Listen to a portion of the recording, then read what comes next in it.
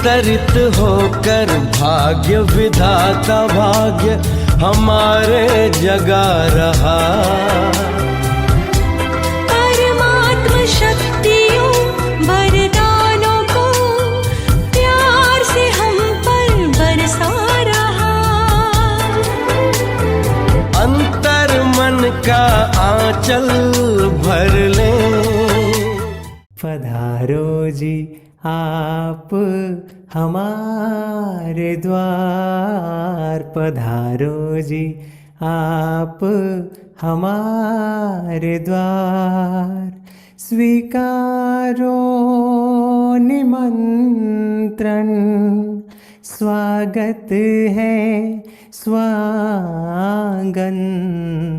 पधारो जी आप हमारे द्वार, पधारो जी आप हमारे द्वार। आप लुटाए अनुभव की खान, सबको कराए अमृत का पान। शिव स्मृति में हम करते हैं आपका अभिवादन। पधारो जी आप हमारे द्वार, पधारो जी आप हमारे द्वार। स्वीकारो निमंत्रण, स्वागत है स्वांगन। पधारो जी आप हमारे द्वार। तो प्यारे साथियों, देखिए आज हमारे साथ कौन है, जिसकी झलक के लिए, जिसको सुनने के लिए सारा ब्राह्मण परिवार हमेशा के लिए बेताब रहता है। ऐसे हमारे आदरणीय जयंती दीदी जी आज हमारे साथ है और खुशी की बात है आज दूसरा सेशन हमारे साथ। उस वक्त भी हमारे डॉक्टर साहब ने अर्जी डाली थी कि दोबारा आप सुनाने जरूर आना, और आज वो सुनहरा पल हमारे साथ आ गया और दूसरा सेशन होने जा रहा है। तो मैं आपका बहुत बहुत स्वागत करता हूं। और दीदी जी, मुझे बताते हुए ये खुशी होती है कि वैसे तो आपके इंट्रोडक्शन की जरूरत ही नहीं है, सूरज को इंट्रोड्यूस करने वाली बात है। अभी तो कुछ नए भाई बहने होते हैं जो अभी अभी बाबा के ज्ञान में आए हैं, तो उनके लिए आवश्यक थोड़ी फॉर्मेलिटी होती है। तो आज मैं चाहूँगा आपको इंट्रोड्यूस एक विशेष व्यक्ति करे, और वो है हमारे ज्योति बहन बाडवानी लंदन से। तो ज्योति बहन, आप इंट्रोड्यूस भी करें और प्यार से वेलकम भी करें आदरणीय दीदी जी का। ज्योति बहन। Om Shanti, Om Shanti, and welcome Sister Jayanti to this much desired and a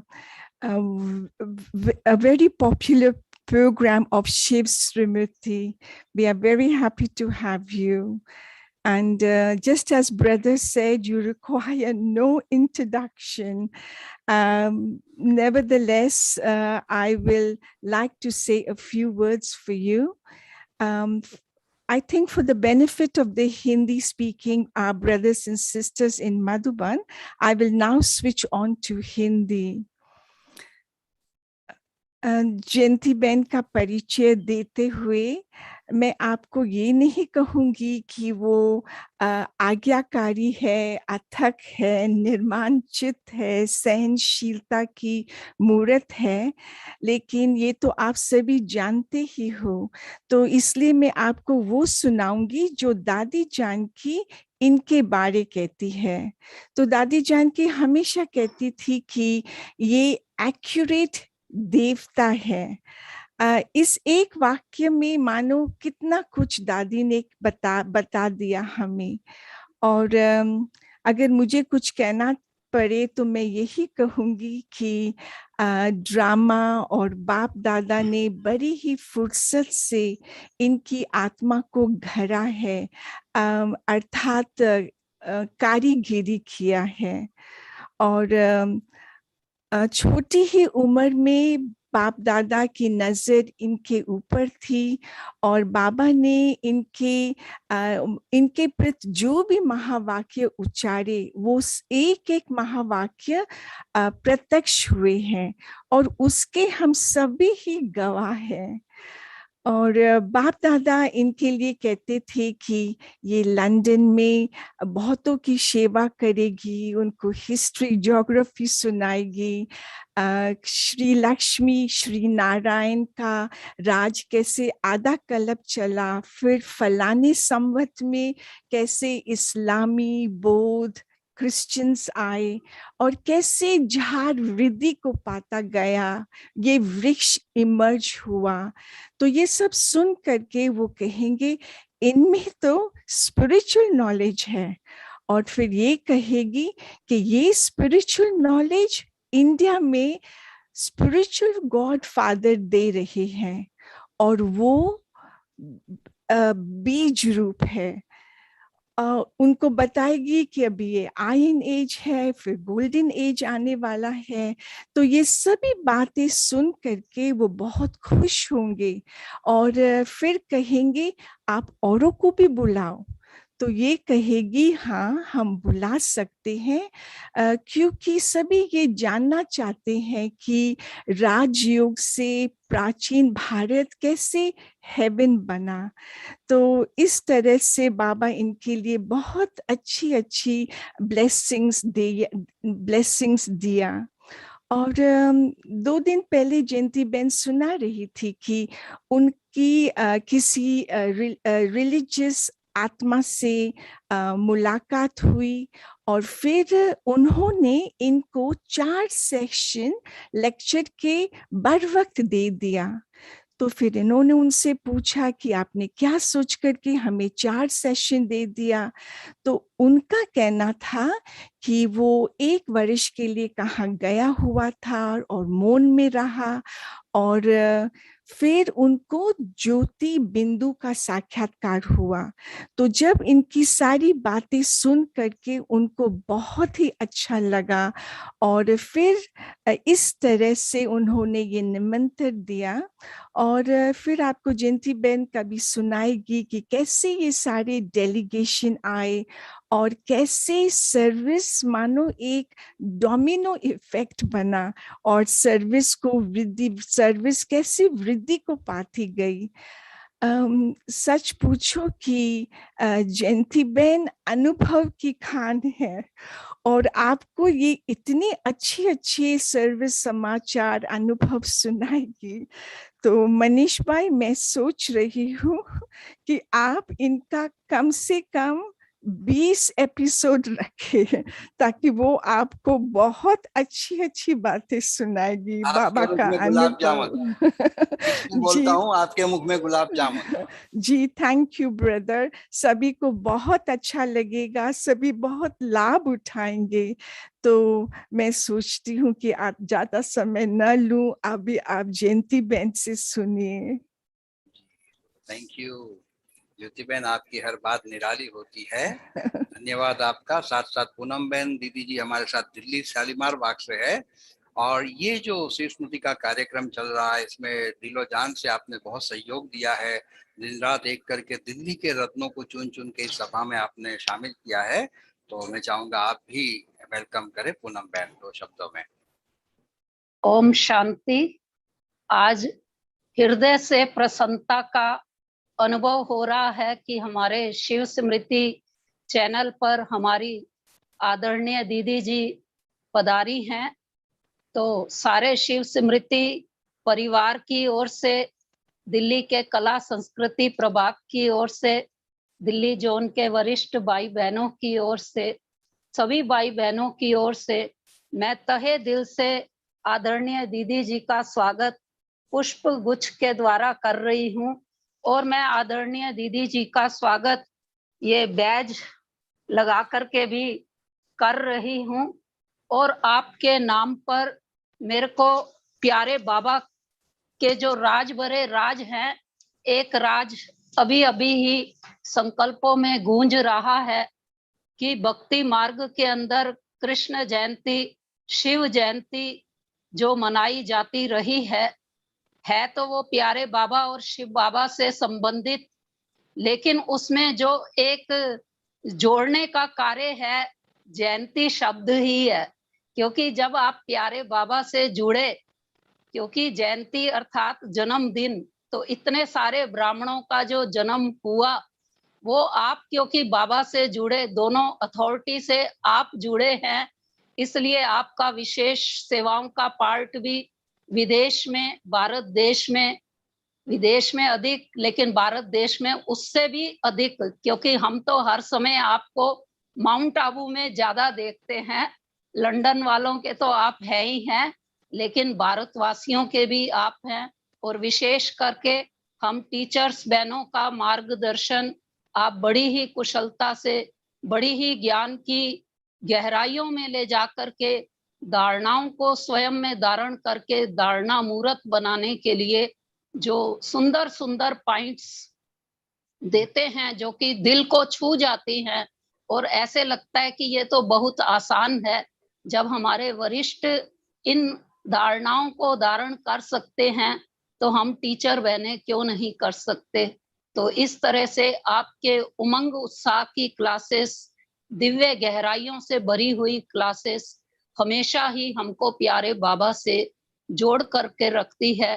कितनी ना आपकी विशेषताएं, वो तो लिखी ही नहीं जा सकती, ना कथी जा सकती, ना गाई जा सकती हैं इस समय संगम युग पर। क्योंकि जहाँ प्यारे बाबा की अपरम अपार महिमा, वैसे आप बाबा के इंस्ट्रूमेंट की भी बहुत महिमा। तो ऐसे महिमा वाली हमारी आदरणीय दीदी जी का मैं तहे दिल से स्वागत करती हूँ, वेलकम करती हूँ। हार्दिक अभिनंदन है, अभिनंदन है। ओम शांति। क्यों पूनम बहन जी, आभार आपका। दीदी जी, क्योंकि सबका आपके प्रति प्यार बहुत है, तो नेचुरली मन में उद्गार भी बहुत है, कहने को बहुत कुछ है। तो आपसे एक गुजारिश है कि यूं तो इस प्रोग्राम का जो समय है वो 1 घंटा है, लेकिन वो 1 घंटा दीदी जी आप जब से बोलना शुरू करेंगे तब से माना जाएगा, ये कंसीडर मत करना आप। ठीक है, ये हमारी रिक्वेस्ट है आपसे, नहीं तो काफी कुछ हमको घाटा हो जाएगा। तो प्यारे साथियों, आज का ये जो दिन है, आज का ये जो कार्यक्रम है, इसका बीज जो कहेंगे ना, क्योंकि बीज ही मुख्य होता है, तो बीज हमारी आदरणीय अरुणा बहन जी है। आप ही का ये संकल्प था जो आज फलीभूत हो रहा है। तो दीदी जी आप भी वेलकम करें 2 शब्दों में, अरुणा बहन जी। Thank you, Minish Bhai. Om Shanti. Thank you, Dr. Saab or Champa Mata ji. And welcome Sister Jayanti and everyone else, Poonam Didi, Jyoti Didi, Subhash Bhai, and पूरा परिवार। और मैं ये भी कहूँगी कि YouTube में और Zoom में 10 भाषाओं में अभी जयंती बहन का ये कार्यक्रम ट्रांसलेट हो रहा है और 10 भाषाओं में ट्रांसलेट हो रहा है। और जयंती दीदी तो है ही हमारी और बचपन से मैं जानती हूँ जयंती बहन हमारी फ्रेंड भी है, बहन भी है, दीदी भी है और बहुत कुछ सीखा है।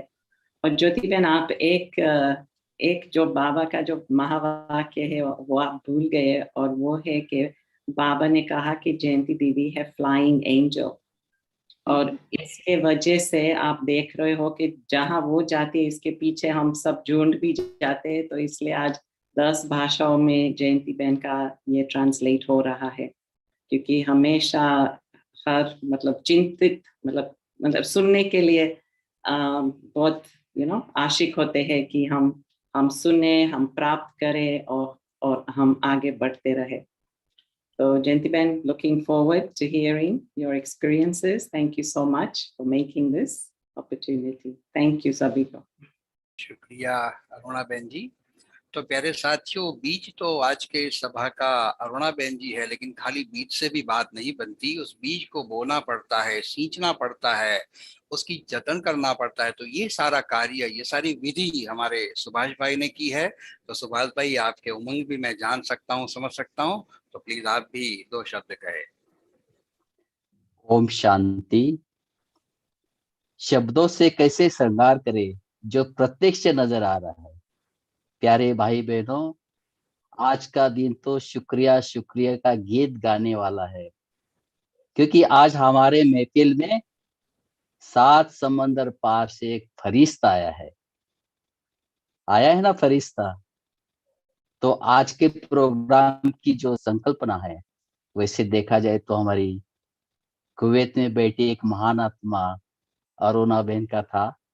उन्होंने एक दिन मेरे से डिस्कस किया, तो मैंने कहा चलो कोशिश करेंगे। ये बात हमने डॉक्टर साहब और मिनेश भाई को कहा, तो उन्होंने भी स्वीकृति दी। तो उस फल स्वरूप फिर अरुणा बहन से मैंने कहा कि जब ये आप इतना अच्छा संकल्प किया है, तो क्यों नहीं इसकी शुरुआत जयंती बहन से, और एक सिंधी प्रोग्राम है तो उस हिसाब से उनसे ही क्यों नहीं करे। तो ये सब मेहनत अरुणा बहन ने की।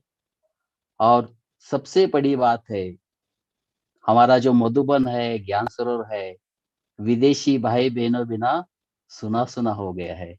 तो हम सभी खूब तपस्या करके ये जो हमारे सामने जो कुछ आया उसको जल्दी पार करके फिर हमारी रौनक आ जाए सारे मधुबन में, देश विदेश के लोग। क्योंकि आजकल मधुबन में देश विदेश के लोग नजर ही नहीं आते, क्योंकि यही सीजन उनका होता है। मुझे याद है 2009 में जब मुझे कैंसर जैसी भयानक परिस्थिति आई थी, उस समय जयंती बहन खास हमारे रूम में आए थे, और उन्होंने जो एक शब्द बोला था मुझे कि सुभाष भाई, ज्ञान सरोवर में आओ, और सुभाष भाई का दर्शन नहीं होगा तो हमारी यात्रा अधूरी रह जाती है। वो शब्द मेरे मन में इतना लग गया कि बाबा, हम इतने महान हैं, इतना श्रेष्ठ है।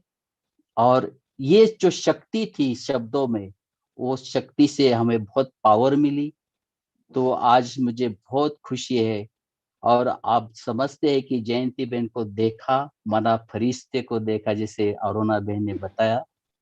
जयंती बहन को देखा माना बाबा को देखा, और जयंती बहन को देखा माना हमारी प्यारी जानकी दादी को देखा। तो आज बहुत बड़ा दिन है, बहुत श्रेष्ठ दिन है।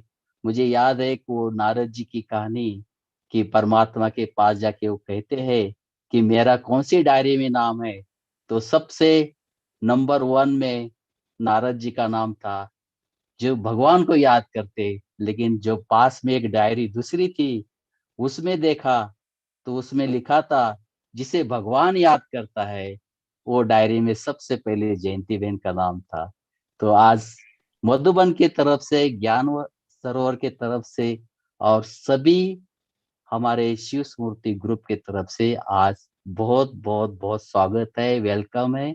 और आपके जुड़ने के कारण हमारे सिंधी भाई बहने और हमारे स्पीकर सिंधी वो भी जुड़ जाएंगे, और उनका भी हम धीरे धीरे शुरू करेंगे।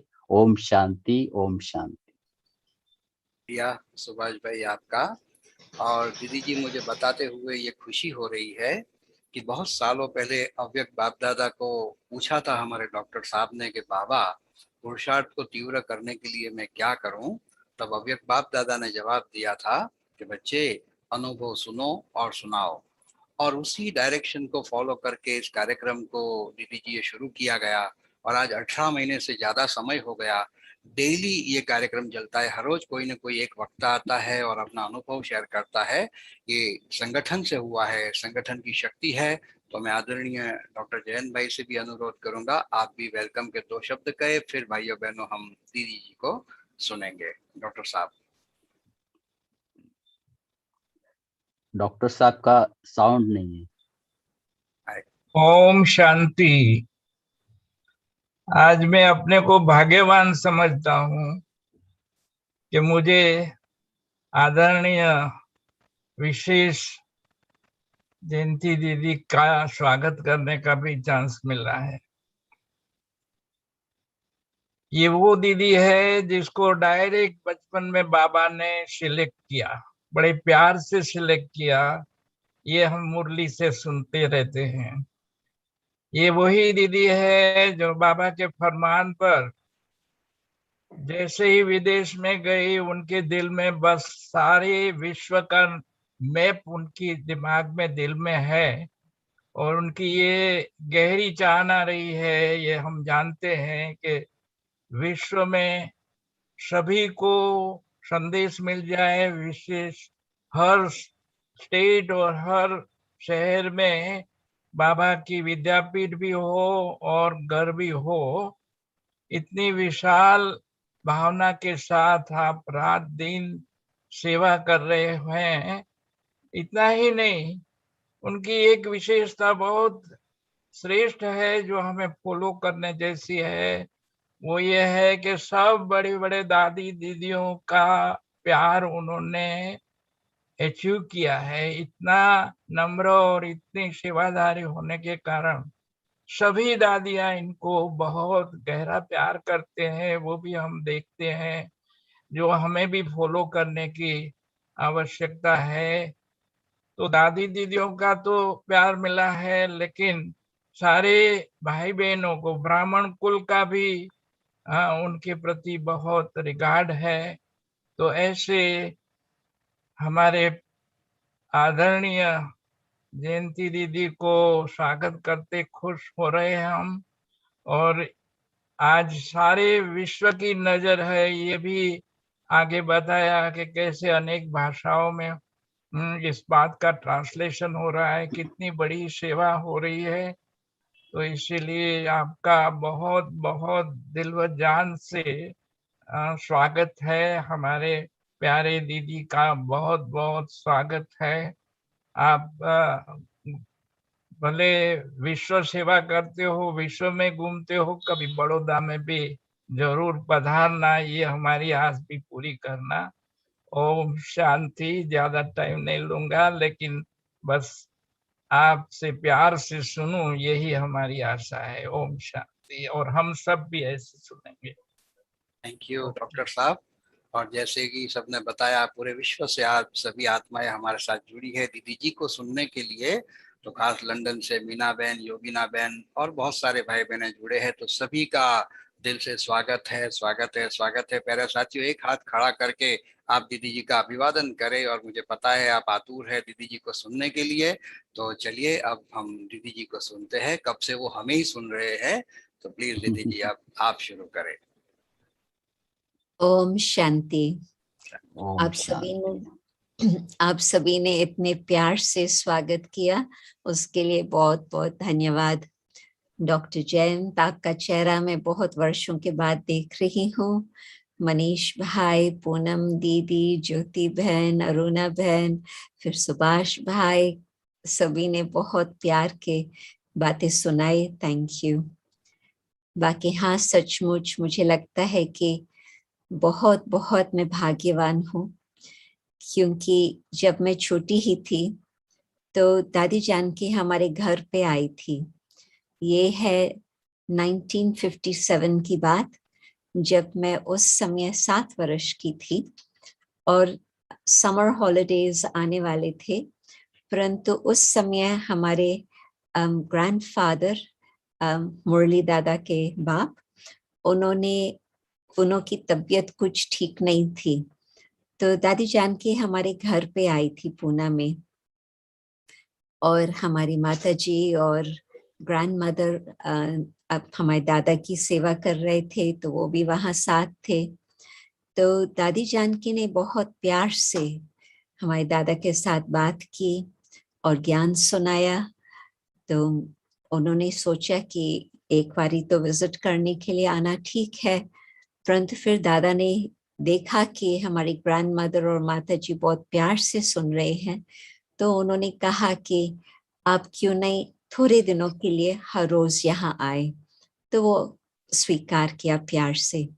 और उसका कारण एक और पीछे कहानी है कि दादी को क्यों इतना विशेष संकल्प था, क्योंकि दादी जब पूना में आए थे 1956 में, तो उस समय थोड़े समय के लिए एक घर दादी को मिला था रहने के लिए, बाबा के घर के लिए। फिर कुछ समय के बाद वहाँ का जो मालिक था भाई, वो विदेश रहता था, वो सिंधी भाई था, तो बिजनेस के लिए गया था। परंतु उनकी तबीयत बिगड़ गई थी, तो उन्होंने दादी को बोला कि मुझे अपना मकान जरूर चाहिए, क्योंकि तबीयत के कारण मैं आ रहा हूँ। तो दादी तो तुरंत मकान को खाली करके, और दादी के पास तो छोटी सी ही अटैची थी उस समय, घड़ी दरी और क्या होता था सेंटर पर, तो दादी वो सामान लेकर के तुरंत नीचे आ गई और वहां खड़ी थी, सोच रही थी कि अभी मैं कहाँ जाऊं, क्या करूं, बाबा की याद तो थी। फिर हमारे ग्रैंडफादर उसे पास कर रहे थे उस समय, तो देखा कि दादी खड़ी है, दादी को तो लौकिक हिसाब से भी जानते थे, तो रुक गए और कहे कि आप यहाँ खड़े हैं, आपको क्या मैं मदद करूं? तो उन्होंने थोड़ा बताया, तो उन्होंने तुरंत ही अपने साथ बिठा करके कहा कि मेरे साथ चलो, मेरे पास एक चाबी है, अभी हाल फिलहाल तो मैं तुमको वहां रखता हूँ और फिर मैं उसका जो मालिक है उसके साथ भी बात करूंगा। तो दादी को अस्तान दिलाया और उन्होंने फोन पर बातचीत की, तो दादी का वो बाबा का अस्तान थोड़े दिनों के लिए वो भी बन गया।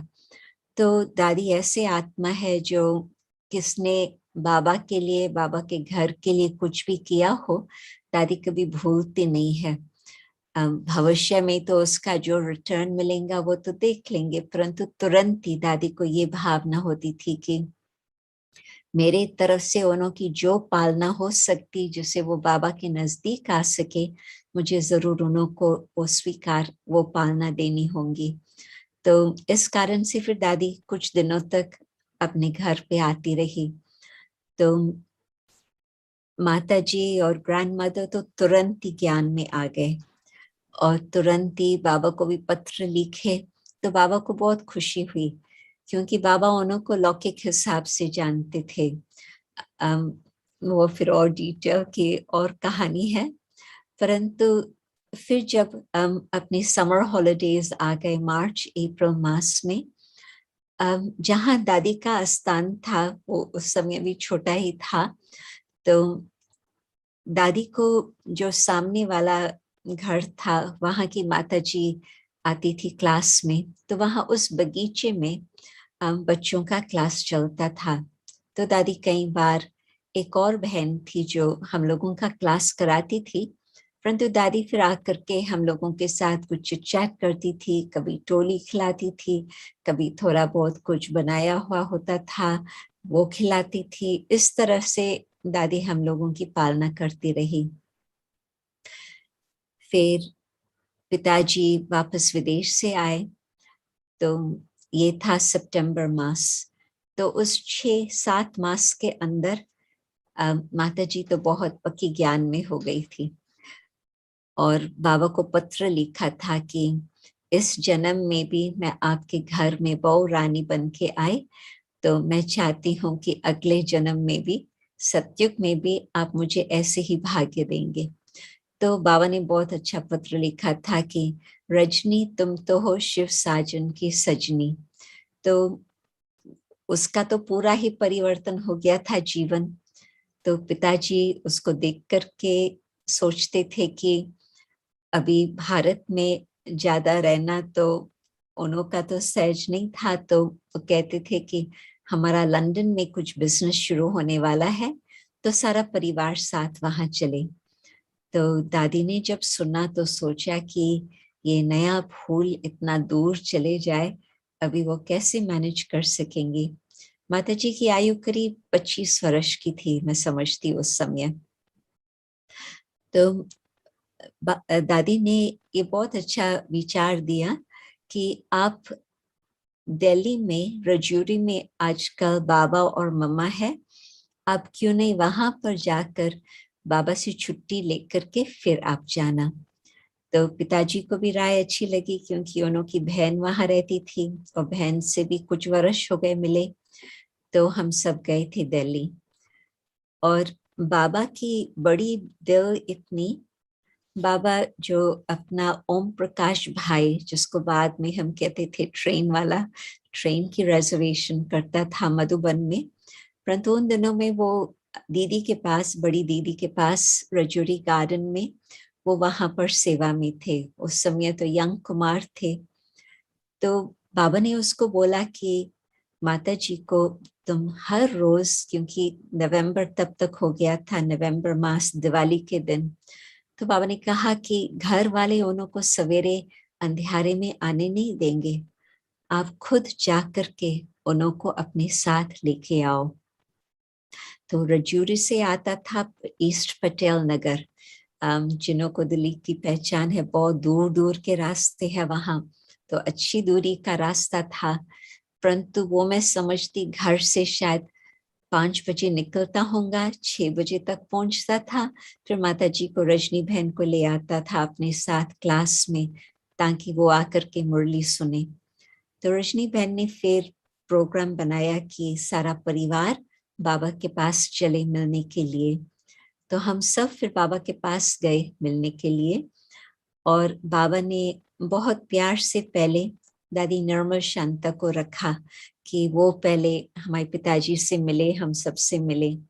क्योंकि मुरली दादा हमारे पिताजी वो पहले से ही जानते थे दादी निर्मल शांता को लौकिक से, तो बहुत प्यार से दादी निर्मल शांता ने उनको बहुत अच्छी अच्छी बातें सुनाई।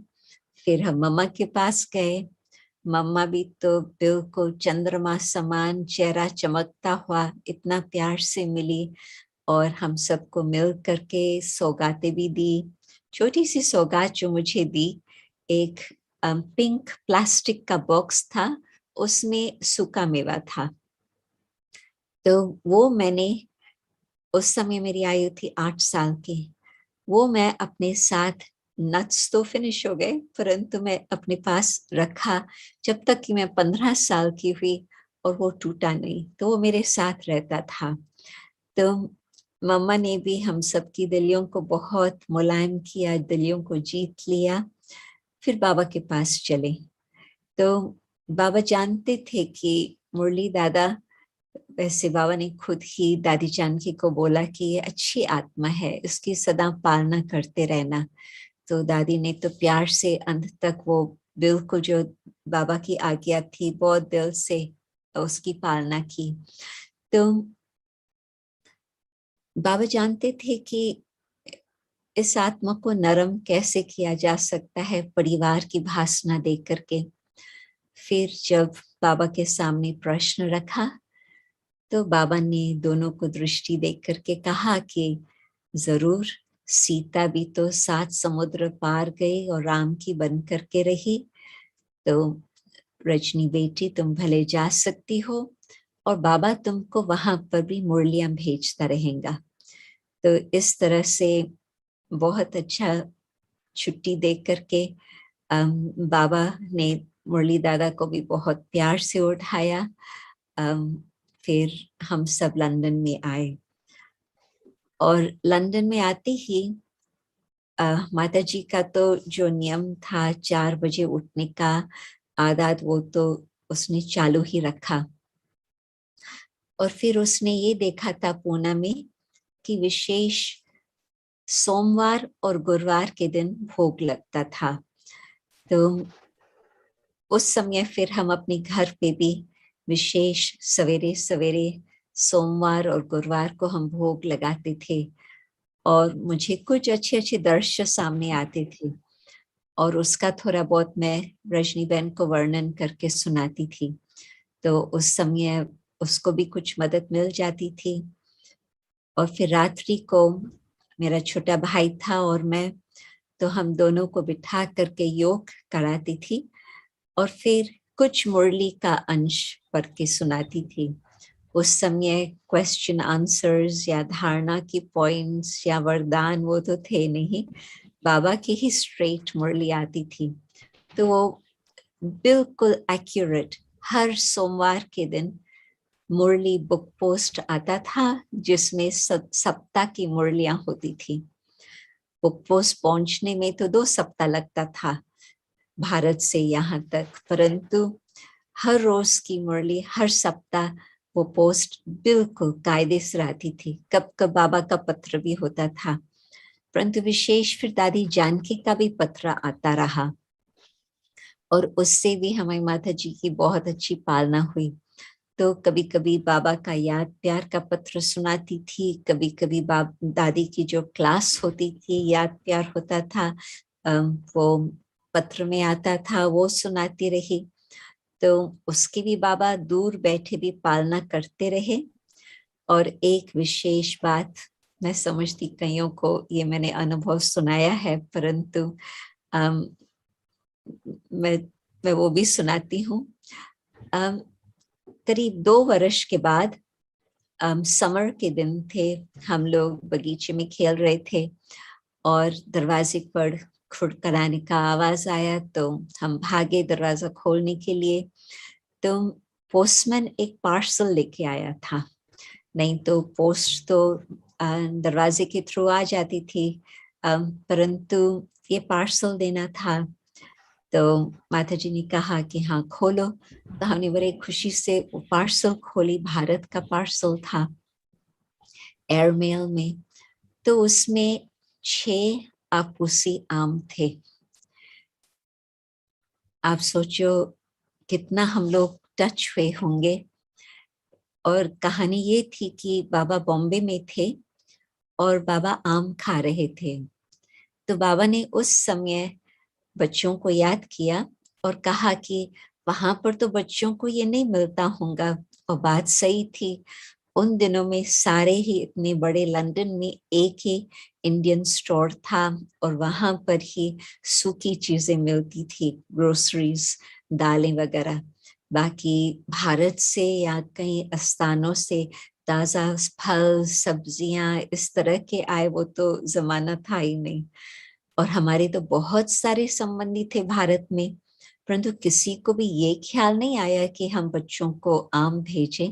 परंतु बेहद का बाप और उन्होंने ऐसे प्यार से उन्होंने तुरंत ही दादा को बुला, अपना विश्व किशोर दादा को बुला करके कहा ये बच्चों के पास एयरमेल में भेजना।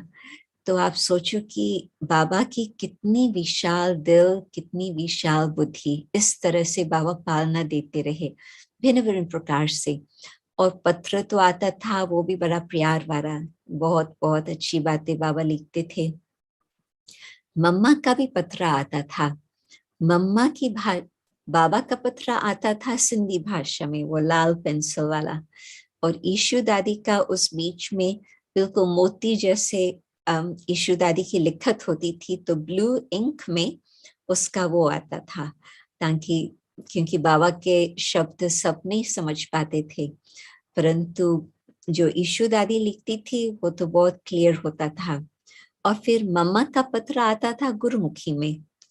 और सिंधियों में कई बारी वो गीता को भी मानते हैं, ग्रंथ साहब को भी मानते हैं। तो कईयों को गुरु ग्रंथ पढ़ने के लिए वो पंजाबी भाषा भी वो गुरुमुखी, उसका नाम आता था गुरुमुखी। गुरुमुखी भी बच्चों को सिखाते थे। तो माता जी को गुरुमुखी भी आती थी, तो वो मम्मा का भी पत्र पढ़ के सुनाती थी। तो इस प्रकार से चलता रहा।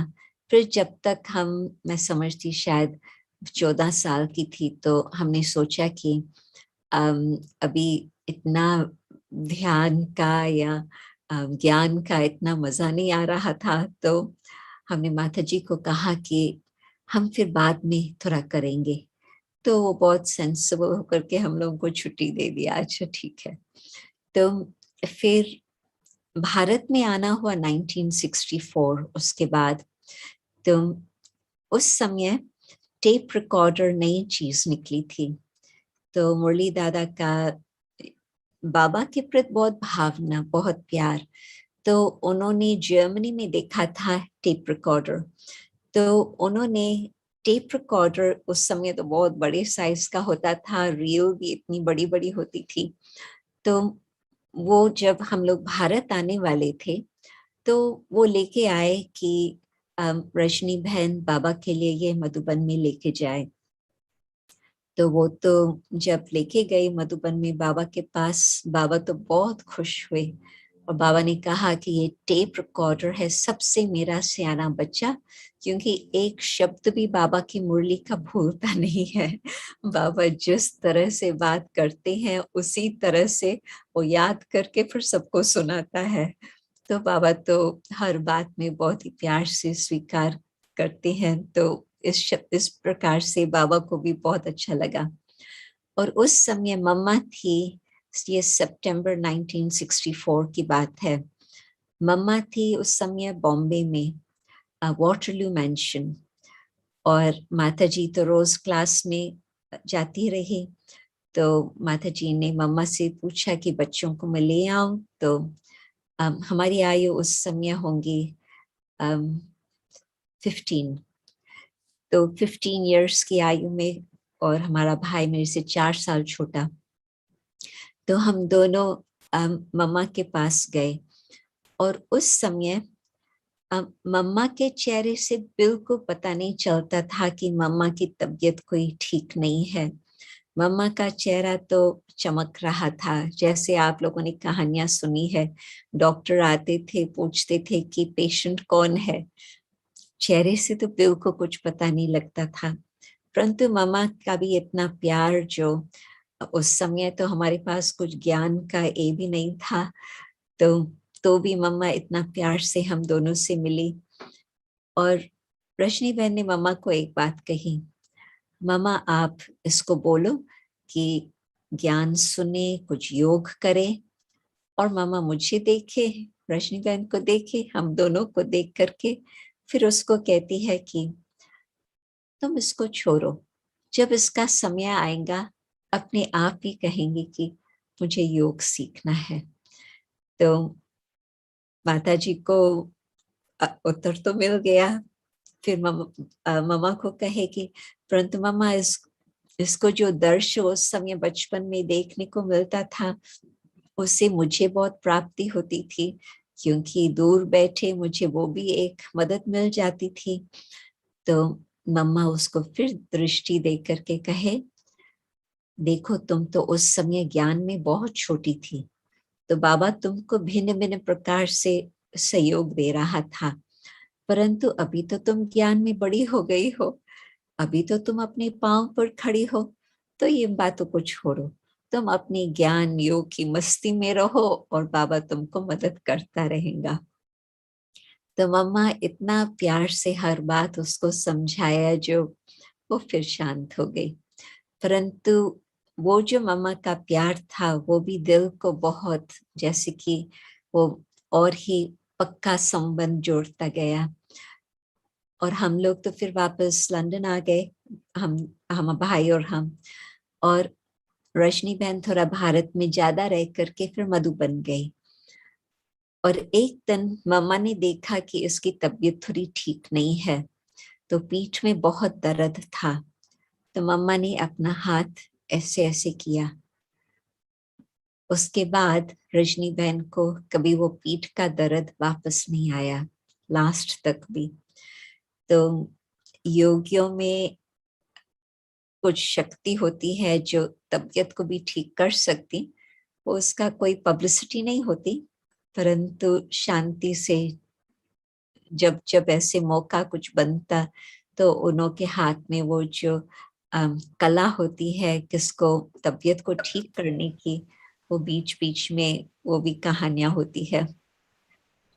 तो 1 वर्ष के बाद, क्योंकि ये सितंबर था, फिर 1 वर्ष के बाद जून मास में शांति से जब जब ऐसे मौका बनता, तो उन लोग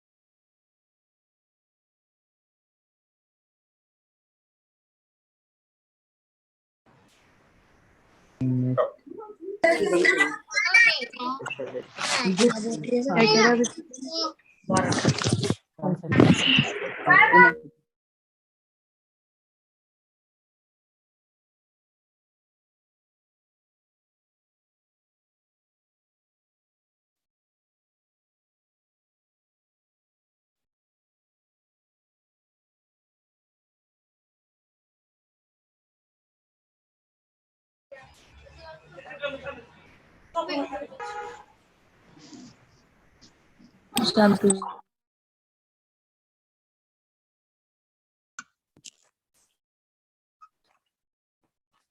मिनेश भाई क्या बोल रहे हो आप? ओम शांति। जो भी को होस्ट है वो प्लीज आप अनम्यूट करने का परमिशन न दे, क्योंकि फिर बहुत नॉइजी हो जाता है। तो कोई भी को होस्ट प्लीज जो सेटिंग्स है उसको चेंज ना करे।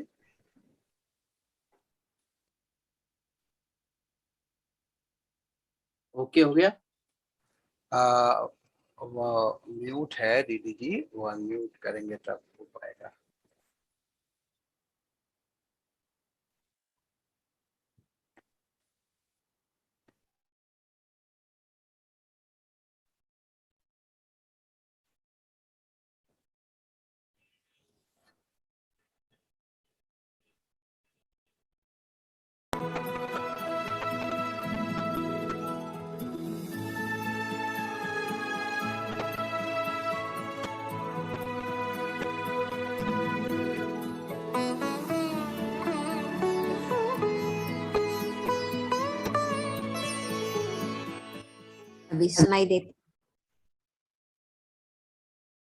अभी सुनाई दे रहा?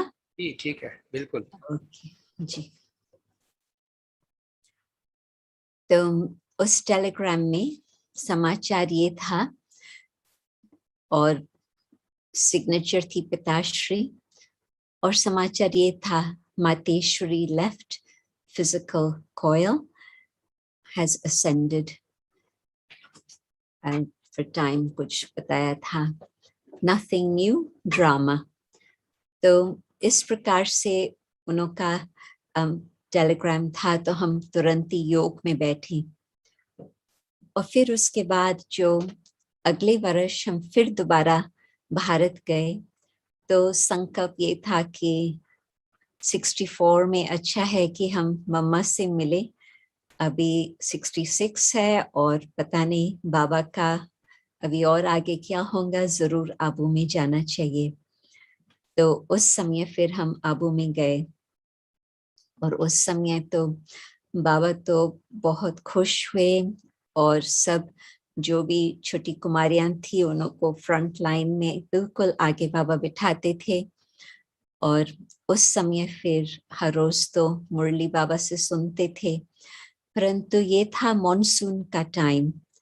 तो मॉनसून के टाइम में और कोई मेहमान नहीं होते थे मधुबन में, और वैसे भी हम भी जब जा रहे थे आबू में तो भी बाबा की तार आई थी कि मौसम थोड़ा ठीक नहीं है, बारिश का है, आप लोग देखो कैसे आ सकते हैं, नहीं तो आप सोचो।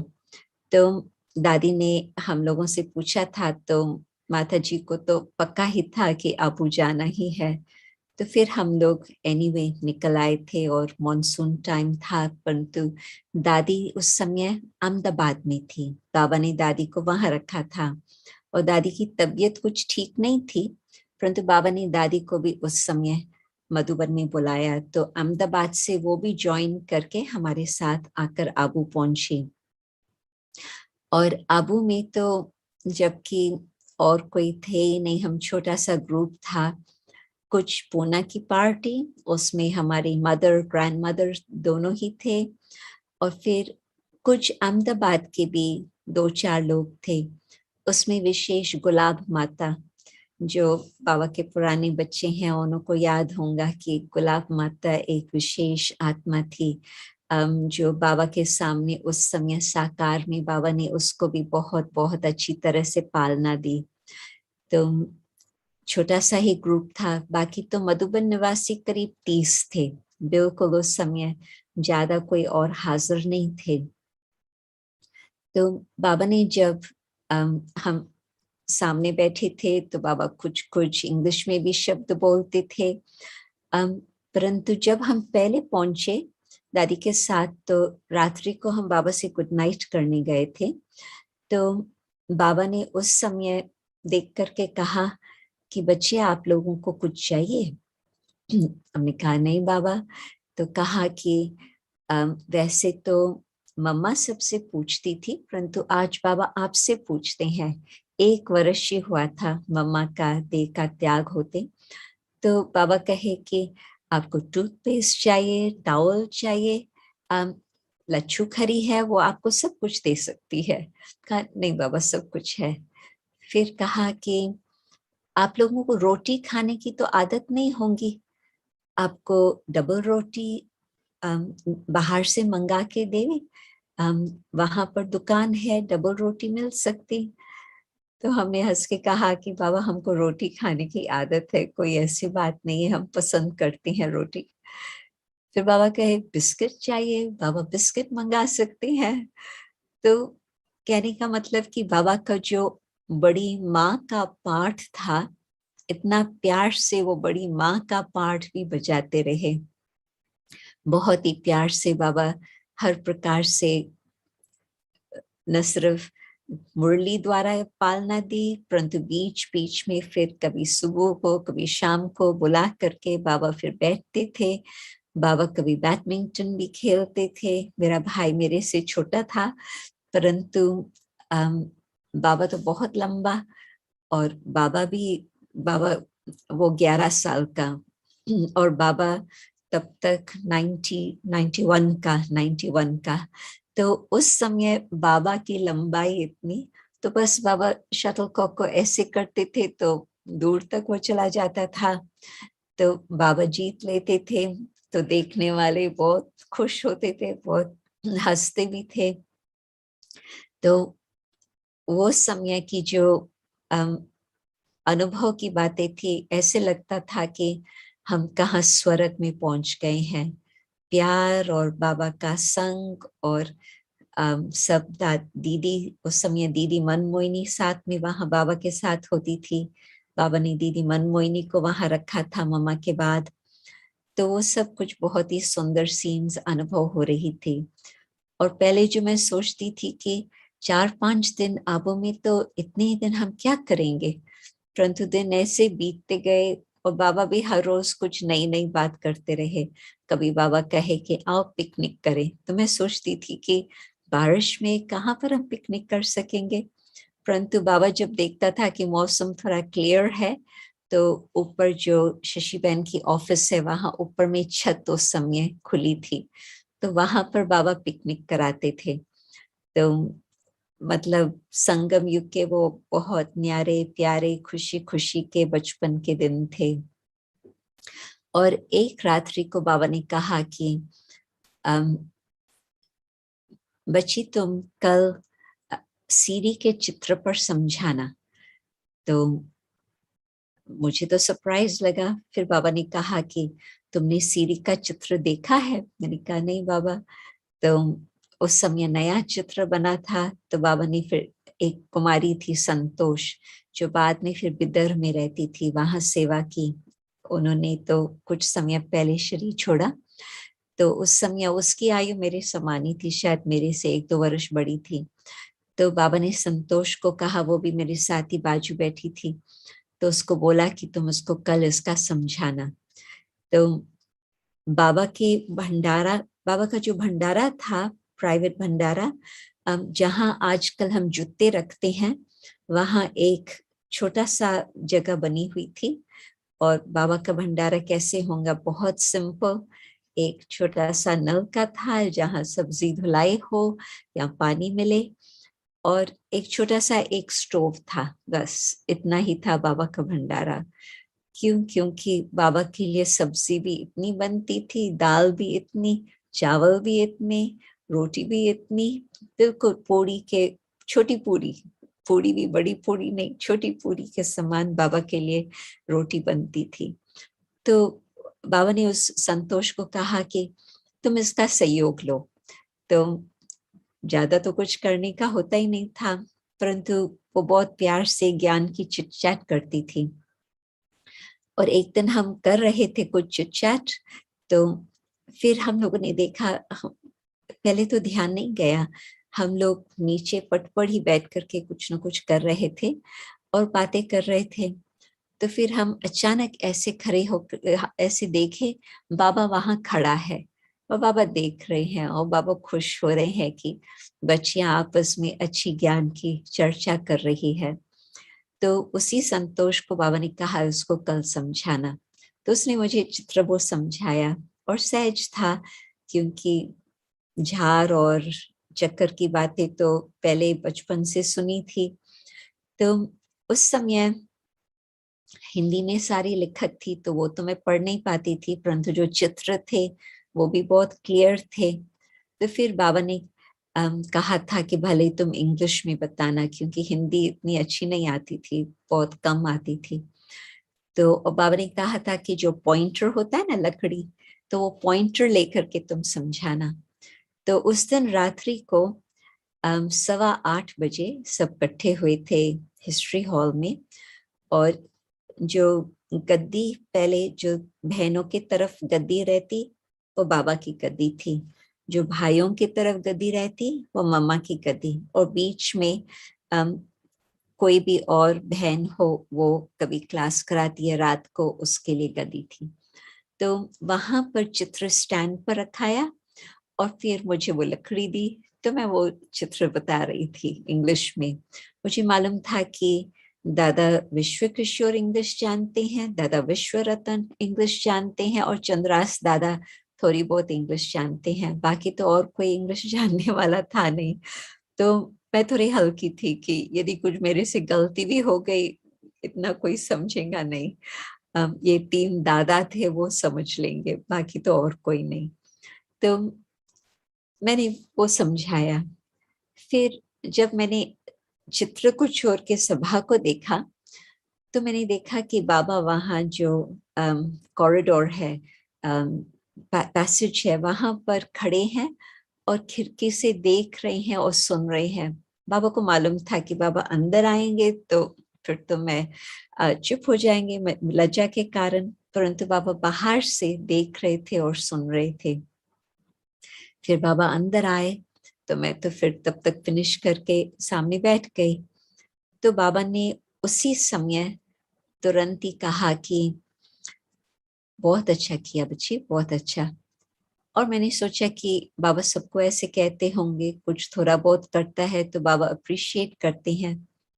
फिर नेक्स्ट डे बाबा ने ये मुरली सुनाई जो ज्योति बहन बता रही थी। उसमें एक और बात बाबा ने कही कि जब ये पूछेंगे कि ये तुम कहाँ से सीखी हो तो ये बताएंगे। तो कुछ वर्ष के बाद 1970 में जो ज्योतिबन बता रही थी कहानी, जो जिस स्थान पर उन्होंने फर्स्ट हमें चांस दिया भाषण का, तो एक माता खड़ी होकर के भाषण के बाद यही प्रश्न पूछती है, और मुझे वो सीन याद आई और मैंने वही जवाब दिया कि हाँ, आबू में भगवान ये ज्ञान दे रहे हैं। तो बाबा जिस तरह से बात कर रहे थे, मैंने सोचा कि बाबा मुझे हिम्मत दिला रहे हैं। ये एक्चुअल भविष्यवाणी बाबा की चल रही है। उस समय मैंने समझा नहीं, क्योंकि मुझे तो कोई लक्ष्य भी नहीं था कि मुझे अपनी कोई ब्राह्मण जीवन बनानी है। हाँ, बाबा का प्यार, मधुबन का प्यार, ये सब कुछ तो उस समय जैसे कि मैं एक नए संसार में आ गई। फिर जब हम छुट्टी लेकर के जा रहे थे तो जैसे ही हम आबू रोड में पहुंचे, मैंने सोचा कि मैं आबू को छोड़ के यहाँ क्यों वापस आ गई हूँ। वहां तो स्वर्ग था, यहाँ तो बिल्कुल नरक लग रहा है। तो आबू रोड का स्टेशन उस समय बहुत बहुत आप सोच सको कि इतने वर्ष पहले किस प्रकार से होगा। अभी तो रिसेंटली उसको बहुत मॉडर्न बना लिया है, परंतु उससे पहले भी आप लोगों को याद होगा कि आबू रोड का स्टेशन कोई इतना शानदार नहीं था, कोई सुंदर नहीं था। तो उन दिनों में तो बहुत बहुत साधारण था। तो इतना कॉन्ट्रास्ट लग रहा था। और फिर बाबा ने ही प्रबंध किया था हम लोगों का कि अजमेर में जाएं, जयपुर में जाएं, क्योंकि बच्चे घूमे भले थोड़ा भारत, इस भावना से बाबा ने सब प्रबंध कर लिया था। तो फिर तो संसार में आ गए और फिर वापस लंदन में आए तो लगता था कि ये सब बातें एक स्वप्न है। फिर उसके बाद 67 में भी आना हुआ, 1967 भारत में। फिर बाबा के साथ मुलाकात हुई तो उस समय बाबा ने मुझे कहा कि बच्ची तुम जानकी के पास, जनक के पास सेंटर पर रहेंगी। तो मैंने तो उस समय सोचा कि सेंटर पर कोई बहुत ज्यादा एक्टिविटी नहीं थी, बहुत छोटा सा सेंटर था उस समय। तो मुझे तो जचा ही नहीं कि मैं सेंटर पर रह करके क्या करेंगी।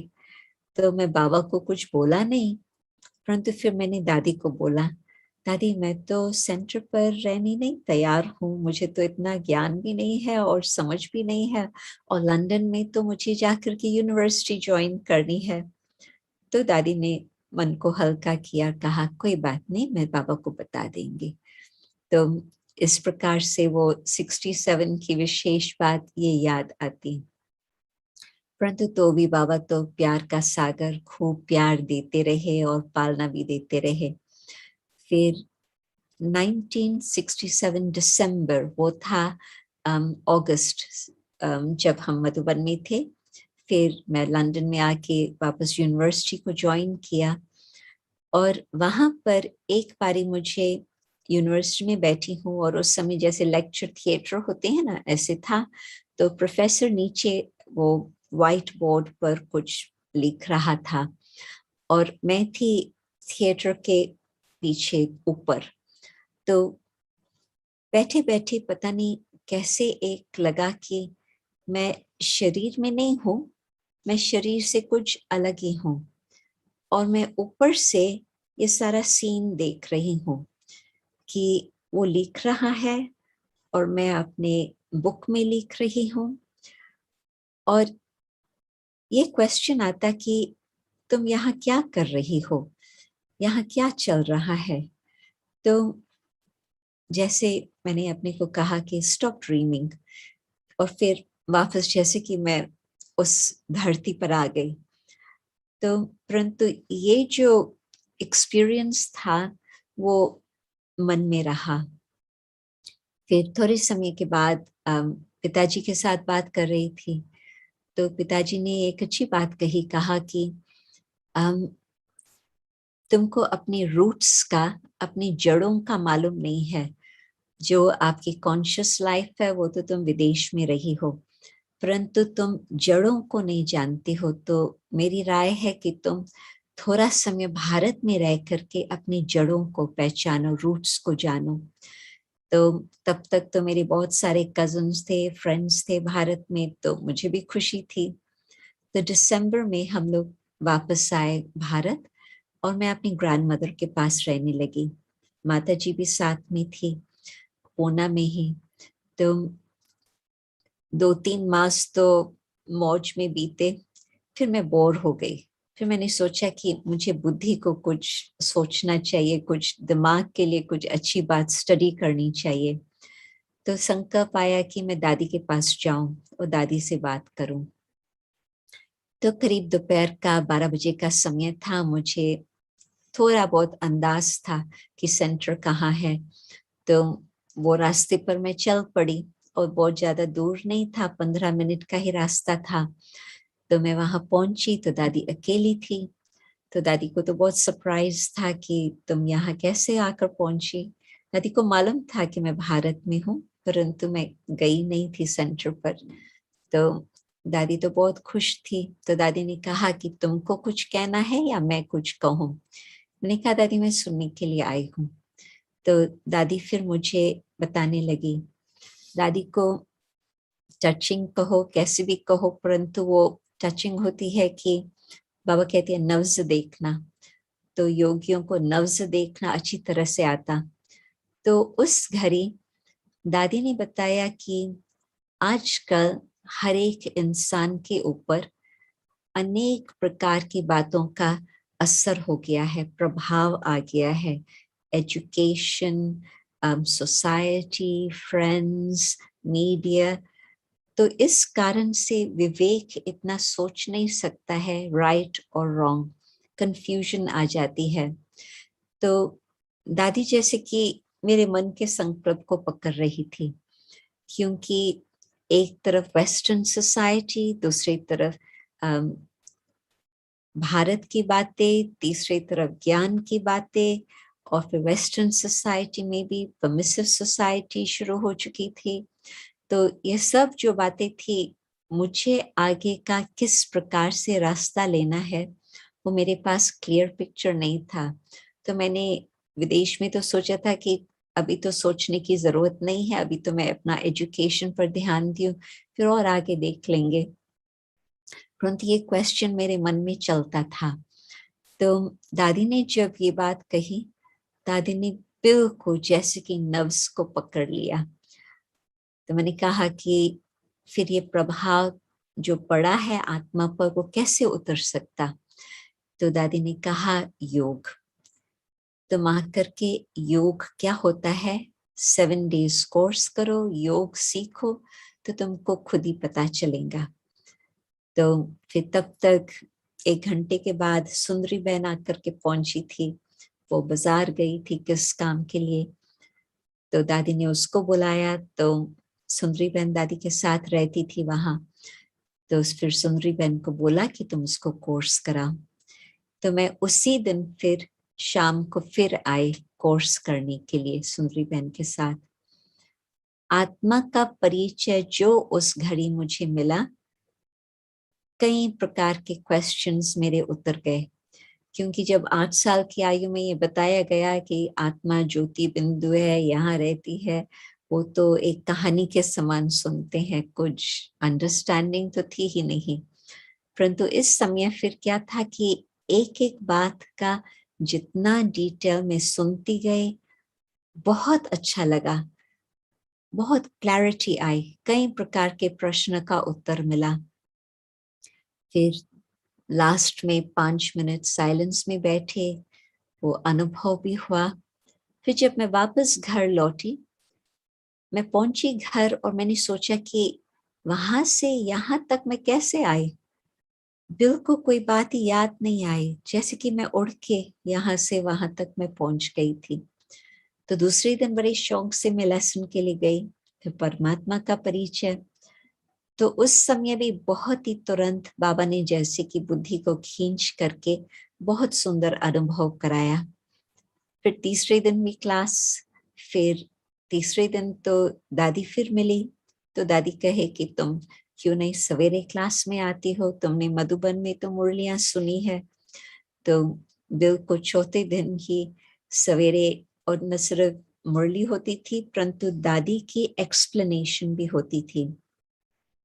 उन दिनों में दादी पहले मुरली पढ़ करके हम लोगों को मुरली का सार सुनाती थी और कई बातें एक्सप्लेन करती थी और फिर मुरली सुनाती थी। तो मुरली जब फिर सुनते थे तो बहुत जैसे कि समझ में आती थी। नहीं तो बचपन में मुरली इतना कुछ समझ में नहीं आती थी, कुछ हिंदी भाषा कम जानती थी और कुछ बातें इतनी गहरी होती थी जो समझ में नहीं आती थी।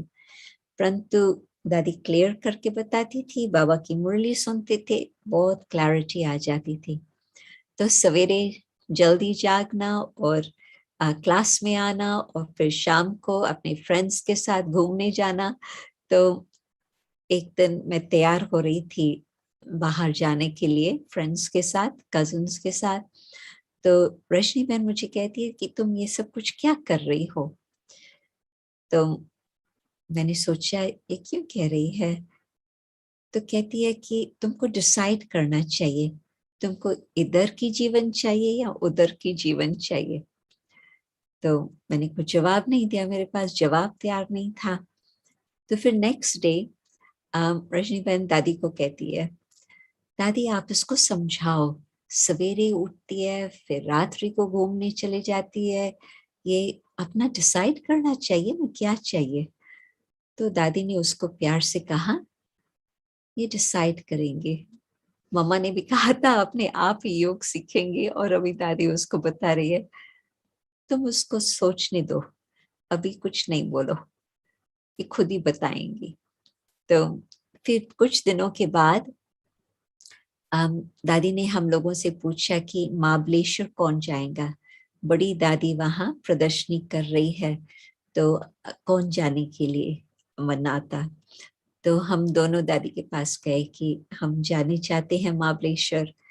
और फिर हमारे साथ 2-3 और माताएं भी थी। तो दादी ने बहुत खुशी से फिर हम लोगों को तैयार किया। फिर इतने इतने बड़े कनिस्तर, कुछ वहां पर मिठाई वाला होता था पूना में, जिसको बाबा ने रिसेंटली याद किया, मिठाई वाला बैठा है। तो खूब सारी टोलियां दी, नमकीन टोली, मीठी टोली, वो बिस्किट्स भी बनाने वाले होते थे उस दादी के पास, तो बिस्किट्स भी दिए। तो वो सारी, जैसे कि बहुत सारा उनको सब कुछ चाहिएगा, इतने लोग, 40 लोग वहां पर है, प्रदर्शनी 1 सप्ताह चलेंगी, तो सब कुछ हमको दिया।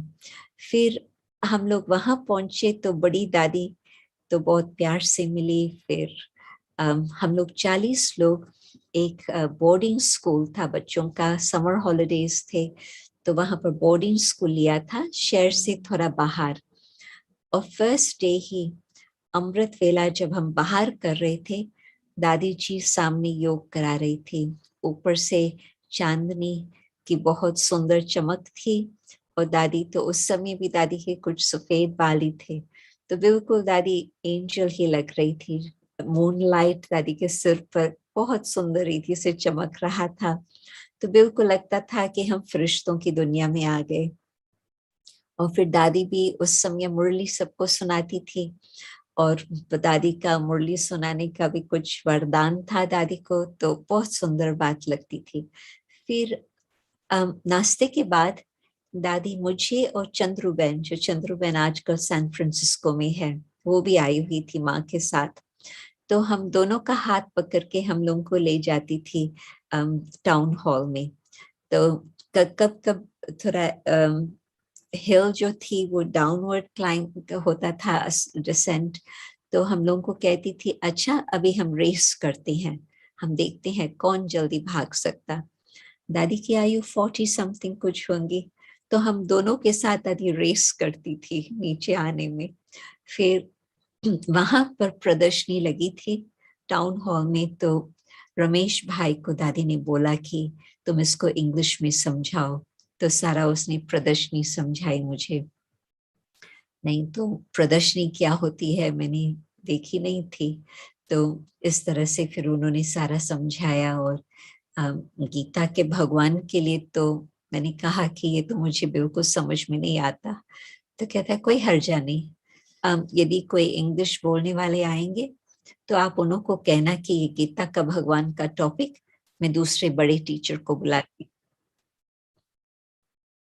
तो बाबा ने फिर उस समय यही कहा कि कोई रमेश भाई ने ऐसे बोला, तो मतलब कहने का बहुत मजा आया उसमें। और फिर मैं वापस आकर के लौटी, तो दादी पूछती थी अनुभव, तो मैंने फिर दादी को प्राइवेटली बोला कि दादी मुझे अभी समझ में आया है कि सेवा क्या होती है, और मैं चाहती हूँ कि मैं समर्पण हूँ और सेवा करूँ। तो दादी कहे कि तुम बाबा को पत्र लिखो, तो मैंने इंग्लिश में बाबा को पत्र लिखा। 24 घंटे के अंदर नेक्स्ट डे दादी के पास टेलीग्राम आया, और टेलीग्राम में ये बात थी कि तुम आकर के मधुबन में बाबा के साथ बात करो, जनक बेटी आ रही है, उसके साथ तुम आना। तो हम उस समय फिर 2 सप्ताह के बाद दादी को जाना था, तो उस समय फिर बाबा के पास गए।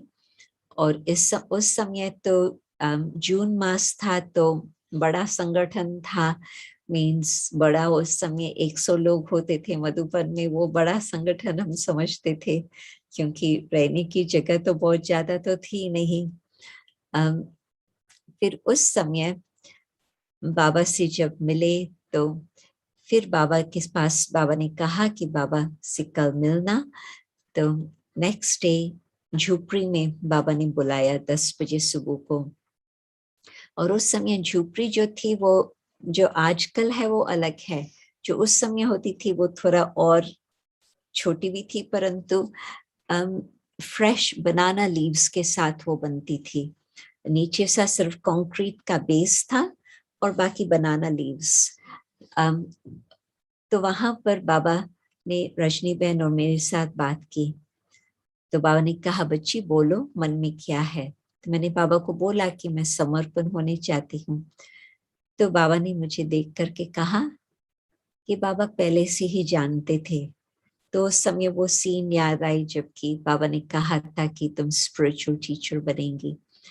तो बाबा ने फिर कहा कि बच्ची तुम कहाँ रहने चाहती हो? मैंने कहा जहाँ बाबा कहेंगे तो मैं वहां रहने के लिए तैयार हूँ। और फिर माता जी ने कहा कि बाबा आपने तो मुझे कहा था कि घर में रह करके योग करना, तो क्या जयंती भी घर पे रह करके योग करे और सेवा करे, ऐसे नहीं हो सकता? तो बाबा ने कहा कि बच्ची तुम्हारी तो हिसाब किताब बन गया था, तुमको तो घर गृहस्थ सब कुछ था, इसको तो कुछ गृहस्थी है ही नहीं, ये तो अकेली है, कुमारी है, निर्बंधन है। तो बाबा माता को कहते हैं कि हाँ गृहस्थी को संभालो, परंतु बाबा कुमारी को कहेगा कि तुम तो सेवा। तो बाबा ने फिर इस तरह से बात करके फिर उसको भी मन को शांति दी। फिर बाबा ने कहा कि तुम बाप से पत्र लिखवाना। तो मैंने कहा पिताजी तो पत्र नहीं लिखेंगे कि हाँ भले जयंती समर्पित हो। बाबा मुझे कहे नहीं, तुम उसको पत्र लिखो, वो सियाना है, वो समझ जाएगा। तो मैंने पिताजी को पत्र लिखा पूना में आकर के। फिर पिताजी ने पत्र लिखा कि मैं छुट्टी देता हूँ, परंतु मैं ये भी कहूँगा कि तुम क्यों नहीं किसी और देश में जहाँ आपके इतने संबंधी है, हांगकांग में तुम्हारी फादर की सिस्टर है और स्पेन में तुम्हारी फादर की सिस्टर है, तुम क्यों नहीं वहां जा करके कुछ और अनुभव करो। तो मैंने फिर लिखा कि अभी तो मन में यही है कि मैं ये करूं। तो फिर उन्होंने छुट्टी दी। तो बाबा को पत्र लिखा कि पिताजी ने छुट्टी दी है। तो बाबा का पत्र आया कि तुम सब कुछ अपना वहां वाइंड अप करके फिर बाबा के पास आना। तो फिर हम अक्टूबर मास में बाबा के पास जाने वाले थे और दादी की तबीयत ठीक नहीं थी। तो फिर बाबा की तार आई कि कोई हर्जा नहीं, ये तो घर के बच्चे हैं, ये दोनों को तुम भेज दो, तुम ट्रैवलिंग नहीं करो। तो दादी ने मुझे कहा लास्ट दिन तुम सेंटर पर आकर के रहना रात्रि को, और फिर सवेरे तुम यहाँ से फिर ट्रेन में जाना। तो मैं सेंटर पर रही तो मैंने देखा सारा दिन दादी बिस्तरे में है, तो भी दादी के पास कोई न कोई बात करने के लिए, कारोबार के लिए आते रहे। दादी प्यार से वो सब कुछ करती रही। मुझे कहा कि तभी मैंने कहा था कि तुम रात्रि रुकना। तो मैं समझ गई कि ये सारा कारोबार फिनिश करके फिर रात्रि को दादी के पास में बैठी। तो दादी ने मुझे 3 मंत्र दिए। एक मंत्र ये दिया कि जो भी तुमको कोई बोले सेवा के लिए, तुम ना नहीं करना। तुम सोचेंगी कि ये सेवा मैं कर नहीं सकती हूँ, मेरे से बहुत बड़ी सेवा है, तो उसमें तुम ना कहेंगी तो तुमको सीखने का नहीं मिलेगा चांस। तुम हाँ कहेंगी तो तुम सीख सकेंगी और आगे बढ़ेंगी। और यदि कोई काम देवे और तुम सोचो कि ये तो मेरे लिए काम का नहीं है, ये तो मेरे से बहुत कम है, तो भी तुम जो उस समय अहंकार रखेंगे, सेवा का चांस दरवाजा बंद हो जाएगा। तो तुम सदा ही ये याद रखो कि हर बात में सेवा के लिए हाँ कहना। और फिर सेकंड कि तुम कभी सोनेरी टोली में नहीं बैठना। सोनेरी टोली का भाव ये था गोल्डन ग्रुप। एक ग्रुप बैठता है जिसमें गपशप होती है, गिलानी की बातें होती है, बाबा उसको सोनेरी टोली कहते थे। तो दादी ने कहा कभी तुम सोनेरी टोली में नहीं बैठना। और तीसरा, तुम सदा अपने समय को सफल करना। तो ये जो 3 मंत्र मिले वो भविष्य के लिए मुझे बहुत सदा के लिए काम आए। फिर हम आबू गए। फिर बाबा ने मुझे दीदी मन मोहिनी के साथ, दीदी को बोला कि अच्छा तुम देखना, चाहे दिल्ली में फिक्स करो चाहे आगरा में फिक्स करो, बाबा छुट्टी देता है, जहां तुम समझो बच्ची को फिक्स करना। तो अभी तो मैं घड़ी देख रही हूँ तो आपकी रिकॉर्डिंग भी बीच में बंद हो गई। तो 1 घंटे से ज्यादा तो हो ही गया है। मैं 18 जनवरी तक की कहानी सिर्फ सुना के फिर अब समाप्त करती हूँ। तो दीदी पहले दिल्ली में ले चली और वहां पर जगदीश भाई ने एक कुमारियों की ट्रेनिंग के लिए स्थान लिया था, परंतु दीदी को वो कम जचा क्योंकि रास्ता क्रॉस करके ओवरब्रिज से होके दूसरा मकान था। ये है कमला नगर की बात। तो हम लोगों को वहां ले गए, बिल्कुल 12 बेड्स डॉर्मेट्री जैसे, वाइट शीट्स, स्पार्कलिंग, सारी तैयारी थी। परंतु फिर जब बाबा के पास समाचार पहुंचा तो बाबा ने कहा कि नहीं, ये स्थान बाबा के छोटी छोटी कुमारियों के ऊपर बाहर वालों की दृष्टि नहीं पड़नी चाहिए। तो बाबा अभी यहाँ आबू में ही ट्रेनिंग क्लास खोलेंगे। तो वहाँ की बात तो फिनिश हो गई। फिर आगरा में नया म्यूजियम था और महेंद्र भाई और विमला बहन थे, तो बहुत सुंदर म्यूजियम बना था। तो वहां फिर रहने को मिला, बहुत कुछ सीखने को मिला, बहुत अच्छी बातें, ट्रेनिंग मिली। कहानियां लंबी लंबी होती है, परंतु फिर दिसंबर मास में हम लोग बड़ा ग्रुप आगरा से आया स्टूडेंट्स का। तो विमला बहन जी ने कहा कि हमारे साथ चलना, तो वहां गए। तो फिर उस समय बाबा ने मुझे वाइट ड्रेस में देखा और फिर बाबा ने समाचार भी सुना, तो बाबा ने बहुत प्यार किया।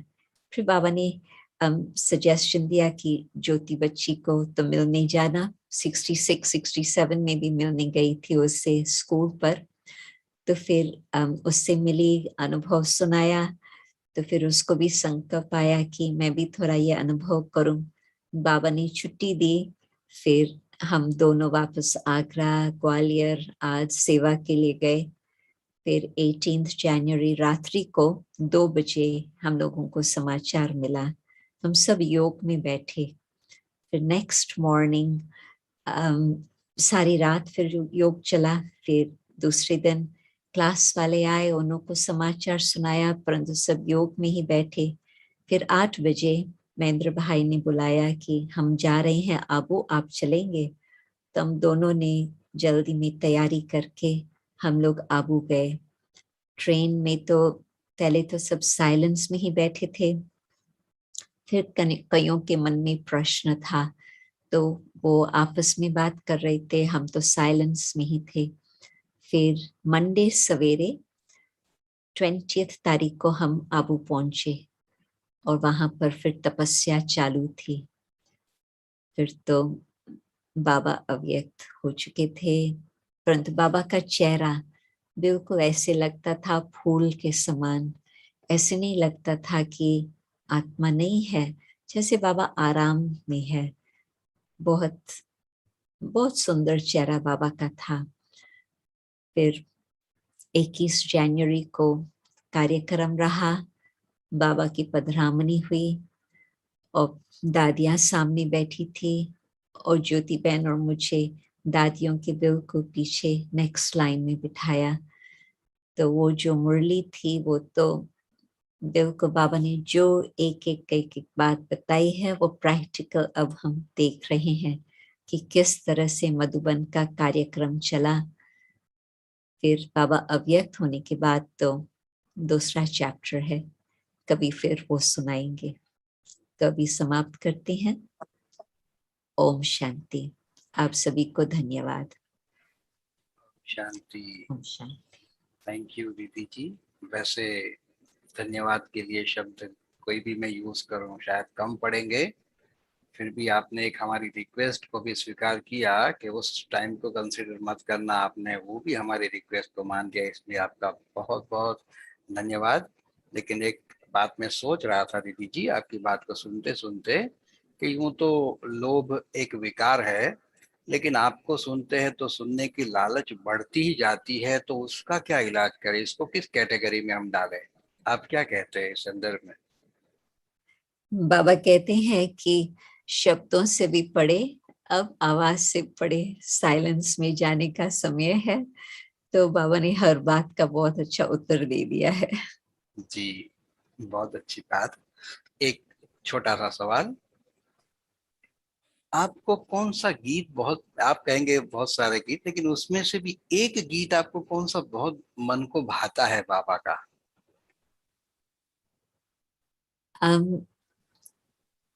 एक गीत है जिसमें ये शब्द आता है, धन्यवाद कहें बाबा को, धन्यवाद कहें।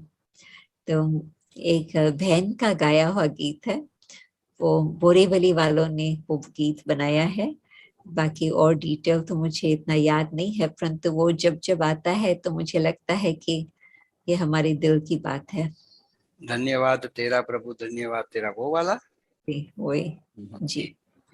बहुत अच्छा। मैं बहुत समय से ये सोच रहा था, क्योंकि दादी जानकी के गीत तो हमको मालूम होते थे, लेकिन आप ज्यादा गीतों का जिक्र नहीं करती है, तो मैंने सोचा आज मैं पूछ लूं दिल की बात कि आपके दिल का करीबी वो गीत कौन सा है। तो धन्यवाद तेरा प्रभु, धन्यवाद। बहुत अच्छी बात। सुभाष भाई, आपके मन में क्या उमंग है, आप बताएं 2 शब्द। ओम शांति। मैं ये कहना चाहता हूँ कि और भी कोई स्पीकर हमारे हो तो जयंती बहन हमें बतावे, तो उनको भी चांस मिलेगा उनके अपने अनुभव शेयर करने के लिए। तो आपके तो नॉलेज में बहुत सारे स्पीकर होंगे। तो बाकी तो आज का प्रोग्राम बहुत ही दिल खुश करने वाला हुआ और सभी के संयोग से हुआ। जस्ट बीज डाला था अरुणा बहन ने, लेकिन बस हम प्रयास करते रहे, पुरुषार्थ करते रहे और बढ़ते गए, और देखो आज सफलता हमें मिली और आगे भी मिलती रहेगी। तो बहुत बहुत शुक्रिया, और जल्दी से जल्दी मधुबन आइए अपने सब साथियों को लेके, यही शुभकामना करते हैं। वैसे मधुबन में वर्तमान समय सब तरफ भट्टियों का वातावरण चल रहा है, ज्ञान सरोवर, मधुबन, शांतिवन, बहुत अच्छा मौसम भी है। लेकिन जैसे ही छुट्टी मिले जल्दी बाबा के घर में सभी लोग आ जाओ। ओम शांति। थैंक यू सुभाष भाई। हाँ, तो डॉक्टर साहब, चंपा बहन, आपका सुनने तो अभी ऐसा लगा कि जो अपने ज्योति बहन ने बोला ना कि जयंती बहन का 20 एपिसोड होना चाहिए, तो ये हम चाहते हैं कि आगे के आगे आप सुनाते रहेंगे।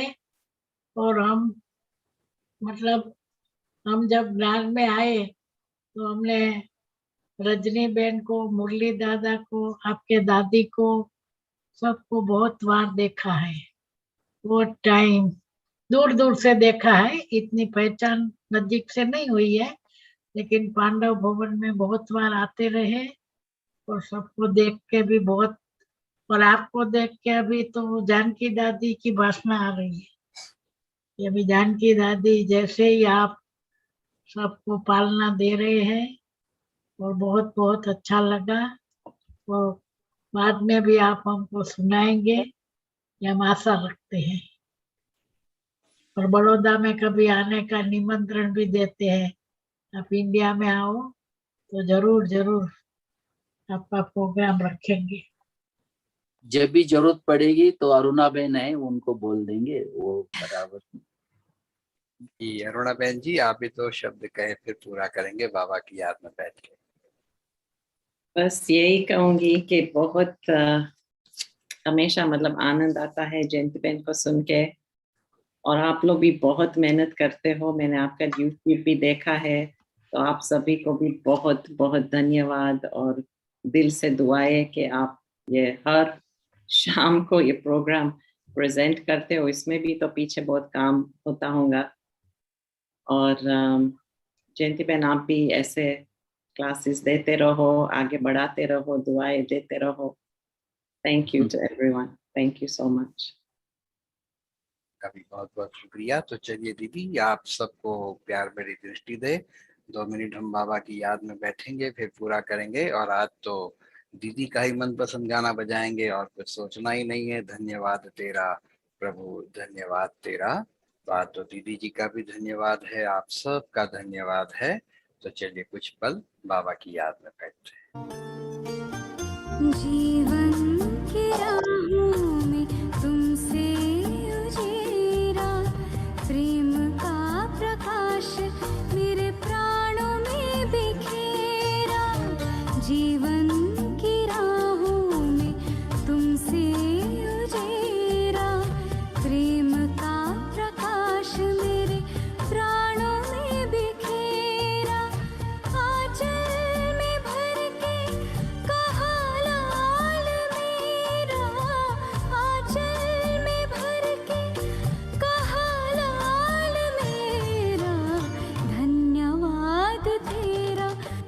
धन्यवाद तेरा, धन्यवाद तेरा प्रभु, धन्यवाद तेरा, धन्यवाद धन्यवाद धन्यवाद तेरा, धन्यवाद धन्यवाद धन्यवाद तेरा।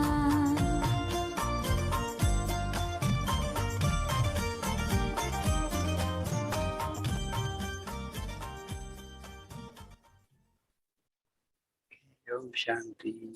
ओम शांति।